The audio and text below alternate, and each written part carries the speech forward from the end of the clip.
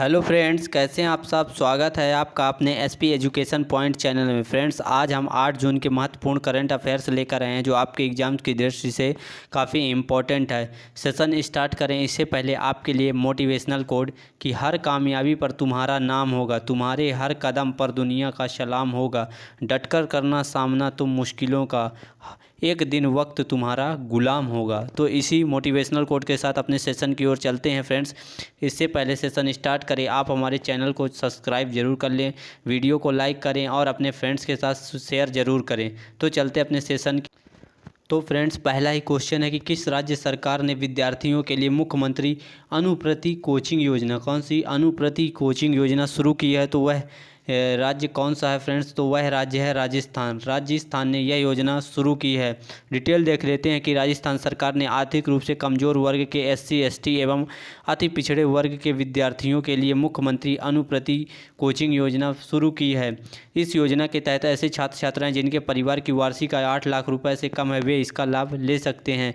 मुख्यमंत्री अनुप्रति कोचिंग योजना के तहत उनको तैयारी करने का मौका मिलेगा और मुख्यमंत्री अनुप्रति कोचिंग योजना से हर वर्ग के आर्थिक रूप से कमज़ोर विद्यार्थियों को आगे बढ़ने का समान अवसर मिल सकेगा। ठीक है, तो यह पहल राजस्थान सरकार ने की है। नेक्स्ट क्वेश्चन और वेरी वेरी इंपॉर्टेंट क्वेश्चन होगा कि विश्व बैंक में शिक्षा सलाहकार के रूप में किसे नियुक्त किया गया है। कहाँ विश्व बैंक में शिक्षा सलाहकार के रूप में किसे नियुक्त किया गया है, तो ये फ्रेंड्स वेरी इंपॉर्टेंट क्वेश्चन है और ये हैं रंजीत सिंह देसाले। कौन है ये? रंजीत सिंह देसाले हैं जिनको विश्व बैंक में शिक्षा सलाहकार के रूप में नियुक्त किया गया है। ठीक, डिटेल देख लेते हैं कि रंजीत सिंह देसाले को जून 2021 से जून 2024 तक जो है विश्व बैंक में शिक्षा सलाहकार के रूप में नियुक्त किया गया है। वह 2020 में ग्लोबल टीचर अवार्ड्स, कौन सा अवार्ड मिला था? 2020 में ग्लोबल टीचर अवार्ड 2020 में मिला था, इसलिए वह उस समय काफ़ी चर्चा में थे और ये अवार्ड पाने वाले पहले भारतीय थे, इसलिए इम्पोर्टेंट है। ठीक, अब विश्व बैंक द्वारा मार्च 2021 में शुरू किए गए कोच प्रोजेक्ट, कौन सा कोच प्रोजेक्ट पर काम करेंगे। इस परियोजना का उद्देश्य है कि शिक्षा व्यावसायिक विकास के सुधार करके देशों को सीखने में तेज़ी लाने में मदद करना है। अब विश्व बैंक के बारे में देख लेते हैं। इसका मुख्यालय जो है वाशिंगटन अमेरिका में है और विश्व बैंक का गठन जो है वह जुलाई 1944 कब 1944 में जुलाई में किया गया था और इसके जो अध्यक्ष हैं डेविड मॉलपॉश हैं। नेक्स्ट क्वेश्चन पर चलते हैं और इम्पॉर्टेंट जो है स्पोर्ट्स से इम्पॉर्टेंट क्वेश्चन होगा कि अजरबैजान ग्रैंड प्रिक्स फार्मूला 1 किसने जीता है, तो वह कौन है? सर्जिया रेपेज। कौन है? सर्जिया रेपेज ने इसे जीत लिया है। ठीक, डिटेल देख लेते हैं कि red bull racer Sergio Perez ने अजरबैजान ग्रांड प्रिक्स जीत लिया है। इसमें मैक्स वेरस्टापेन और लुइस हैमिल्टन दोनों में से कोई भी जीत नहीं पाया है और रेड बुल में शामिल होने के बाद पेरेज की यह पहली जीत है। कौन सी पहली जीत थी? ठीक है, इसलिए यह इम्पोर्टेंट हो जाता है क्वेश्चन। नेक्स्ट क्वेश्चन है कि ये वेरी इंपॉर्टेंट क्वेश्चन होगा फ्रेंड्स। ये जो है सस्टेनेबल डेवलपमेंट गोल्स के अनुसार ये जो है रैंकिंग दी गई है, इसलिए इम्पॉर्टेंट होगा। आप ऐसे क्वेश्चन को ज़रूर नोट कर लें। ठीक है, कि सतत विकास लक्ष्य रिपोर्ट में भारत की रैंकिंग क्या है, तो भारत की वो इस साल रैंकिंग जो है 117 है। कौन है? 117 है, जबकि इसकी 2020 में इसकी जो रैंकिंग थी वह थी 115, यानी 2 स्थानों की गिरावट दर्ज की गई है भारत की रैंकिंग में। साल 2015 में संयुक्त राष्ट्र के 193 सदस्य देशों द्वारा 2030 के एजेंडे के एक भाग के रूप में अपनाए गए 17 विकास लक्ष्यों, कितने हैं विकास लक्ष्य? 17 हैं। तो भारत की रैंक पिछले साल 2 स्थान गिर करके 117 हो गई है। भारत रैंकिंग में 4 दक्षिण एशियाई देश, कौन से? भूटान, नेपाल, श्रीलंका और बांग्लादेश से भी नीचे स्थिति में आ गया है। भारत की पर्यावरण रिपोर्ट 2021 से पता चलता है कि भारत की रैंक पिछले साल 115 थी और मुख्य रूप से भुखमरी को ख़त्म करने और खाद्य सुरक्षा SDG 2 प्राप्त करके लैंगिक समानता SDG 5 प्राप्त करने और लचीला बुनियादी ढांचे के निर्माण को बढ़ावा देने जैसी प्रमुख चुनौतियों के कारण भारत की जो 2 पायदान की गिरावट बरकरार है, यानी गिर चुकी है। हालांकि समावेशी और सतत औद्योगिकरण और नवाचार को बढ़ावा देने में SDG जो 9 है उसको भारत प्राप्त करने में बरकरार रखे हुए अपनी स्थिति को। विश्व खाद्य सुरक्षा दिवस यानी कि वर्ल्ड फूड सेफ्टी डे निम्न में से किस दिन मनाया जाता है, तो फ्रेंड्स ये जो है इम्पॉर्टेंट क्वेश्चन होगा। आप इसको ज़रूर याद रखें कि विश्व खाद्य सुरक्षा दिवस कब मनाया जाता है। तो यह प्रत्येक वर्ष 7 जून को, और इसका जो प्रारंभ हुआ था वह सन 2019 से इसको मनाना शुरू किया गया था। डिटेल देख लेते हैं कि विश्व खाद्य सुरक्षा दिवस 7 जून को प्रतिवर्ष विश्व स्तर पर मनाया जाता है। और इस वर्ष की जो थीम है 2021 की थीम इम्पॉर्टेंट है कि save food today for a healthy tomorrow, यानी कि स्वस्थ कल के लिए आज का सुरक्षित खाना है इस बार की थीम। उद्देश्य है कि जीवन के विभिन्न महत्वपूर्ण कारकों जैसे मानव स्वास्थ्य, आर्थिक विकास आदि से ये संबंधित और उस पर ध्यान देना है। इसके अलावा इस दिन निश्चित रूप से खाद्य सुरक्षा और कृषि सतत विकास और बाजार पहुंच जैसे अन्य तत्वों के बीच में संबंध को सुनिश्चित करना है। और ये कौन कौन, FAO यानी कि खाद्य और कृषि संगठन तथा WHO के द्वारा मनाया जाता है। और यह 7 जून 2019 को पहली बार मनाया गया था। 7 जून 2019 को यह दिवस पहली बार मनाया गया था। और WHO के बारे में देख लेते हैं कि इनका जो महानिदेशक है वह टेड्रोस एधानॉम है और मुख्यालय जिनेवा स्विट्जरलैंड में है। खाद्य और कृषि संगठन FAO के बारे में देखते हैं, इसका मुख्यालय जो है वह रोम इटली में है और इसकी स्थापना हुई थी 16 अक्टूबर 1945 को हुई थी। ठीक, और खाद्य और कृषि संगठन महानिदेशक डॉक्टर क्यूयू डोंगयू हैं। ठीक, ये डिटेल थी। फिर नेक्स्ट क्वेश्चन पर चलते हैं और नेक्स्ट क्वेश्चन भी इम्पोर्टेंट है कि प्रधानमंत्री नरेंद्र मोदी ने पुणे में विश्व पर्यावरण दिवस के अवसर पर किस प्रोजेक्ट को लॉन्च किया। तो उस प्रोजेक्ट का नाम है E100 पायलट प्रोजेक्ट। कौन ही E100 पायलट प्रोजेक्ट देख लेते हैं कि प्रधानमंत्री नरेंद्र मोदी ने पुणे में विश्व पर्यावरण दिवस के अवसर पर E100 पायलट प्रोजेक्ट लॉन्च किया है। और इस महत्वाकांक्षी परियोजना को भारत में एथेनॉल उत्पादन और वितरण के लिए नेटवर्क स्थापित करने के उद्देश्य से शुरू किया गया है। PM मोदी ने भारत में इथेनॉल सम्मिश्रण 2020 से 25 के लिए रोड मैप विशेषज्ञ समिति की रिपोर्ट भी इन्होंने जारी कर दी है। विषय इस बार का जो मेन है कि इम्पोर्टेंट है कि विषय क्या था, तो बेहतर पर्यावरण के लिए जैव ईंधन को बढ़ावा देना, बेहतर पर्यावरण के लिए जैव ईंधन को बढ़ावा देना। और जो 2 लक्ष्य रखे गए थे फ्रेंड्स, क्या इसमें जो है इस 2 लक्ष्य रखे गए थे कि जो पेट्रोल है उसमें एथेनॉल की मात्रा को 2022 तक कितने परसेंट करना था, तो वह 10% करना था। और 2030 तक इसको बढ़ा करके 20% पेट्रोल में एथेनॉल की मात्रा को करना था, 20% करना था।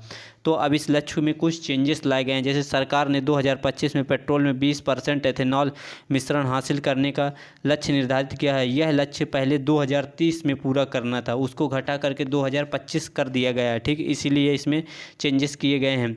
और PM नरेंद्र मोदी ने देश भर में एथेनॉल के उत्पादन और वितरण के लिए पुणे में 3 स्थानों पर E100 एथेनॉल वितरण स्टेशनों की एक पायलट परियोजना भी शुरू की है, क्योंकि एथेनॉल पर्यावरण के साथ साथ किसानों के जीवन पर भी बेहतर प्रभाव डालता है, यानी यह एक पर्यावरणीय अनुकूल होता है।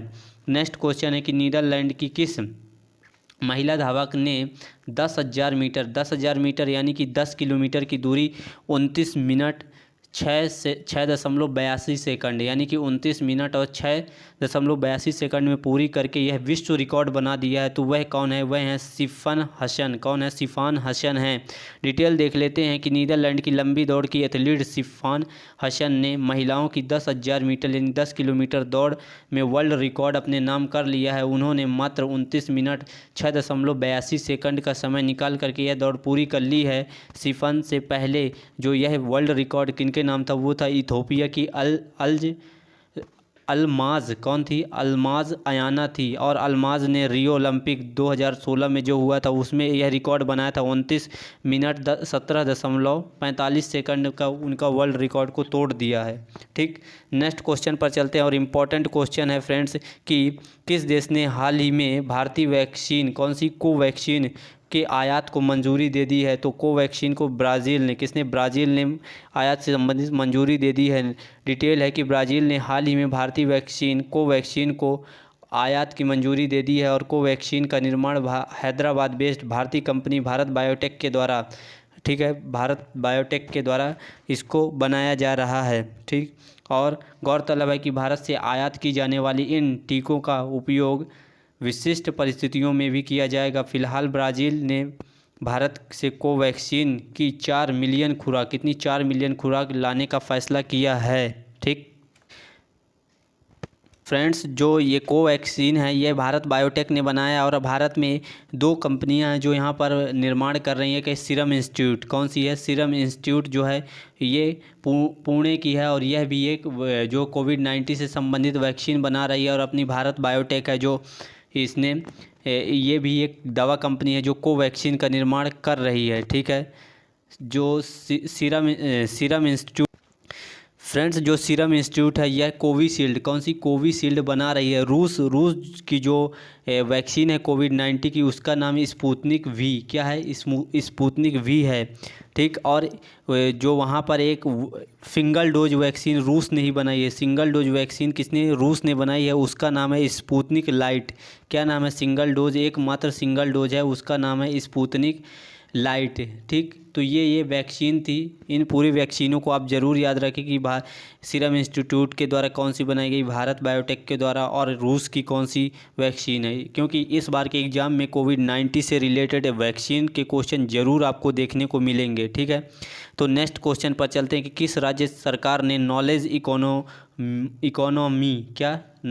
इकोनॉमी मिशन लॉन्च कर दिया है। तो वह राज्य कौन सा है, केरल ने नॉलेज इकोनॉमी मिशन लॉन्च किया। डिटेल देख लेते हैं कि केरल सरकार ने ज्ञान कार्यकर्ताओं का समर्थन करके राज्य में नौकरी की संभावनाओं को बढ़ावा देने के लिए नॉलेज इकोनॉमी मिशन को लॉन्च कर दिया है। ठीक, और कौशल को बढ़ावा देने और उच्च शिक्षा प्रणाली को मजबूत करने और तकनीकी परिवर्तन के लिए नॉलेज इकोनॉमी फंड को 200 करोड़ रुपए से बढ़ाकर कितने, 300 करोड़ रुपए कर दिया है। इसका नेतृत्व केरल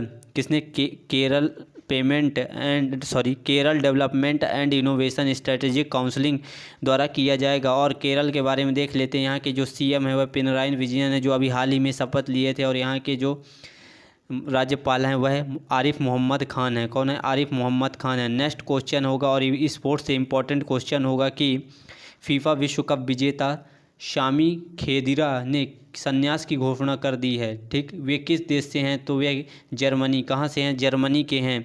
ठीक है, डिटेल देख लेते हैं कि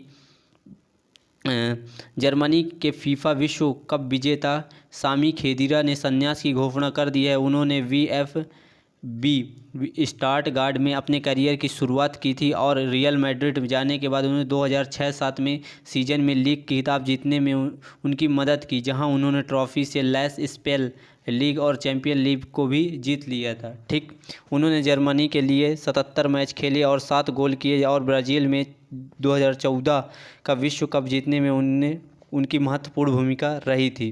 ठीक है, तो फ्रेंड्स, जितने भी महत्वपूर्ण क्वेश्चन थे वह मेरे द्वारा ला दिए गए हैं। आप इन क्वेश्चनों का बार बार रिवीजन ज़रूर करते रहें ताकि आपको ये क्वेश्चन जो है एग्ज़ाम तक ज़रूर याद रखें, क्योंकि हमारा मेन पर्पस है एग्ज़ाम को क्लियर करना। ठीक है, तो आप इनको रिवीजन करते रहें। और PDF लेने के लिए आप हमारे टेलीग्राम चैनल से जुड़ जाएं, जहां पर आपको डेली PDF उपलब्ध कराई जाती हैं और अन्य करंट अफेयर से रिलेटेड मैगज़ीन वगैरह की PDF भी आपको प्रोवाइड करवा दी जाती है। ठीक है, तो आप इसको ज्वाइन कर लें और इस वीडियो को आप अपने फ्रेंड्स के साथ ज़रूर शेयर कर दें और लाइक भी करें, और चैनल को सब्सक्राइब कर लें ताकि नए आने वाले वीडियो का नोटिफिकेशन आपको तुरंत प्राप्त हो सके।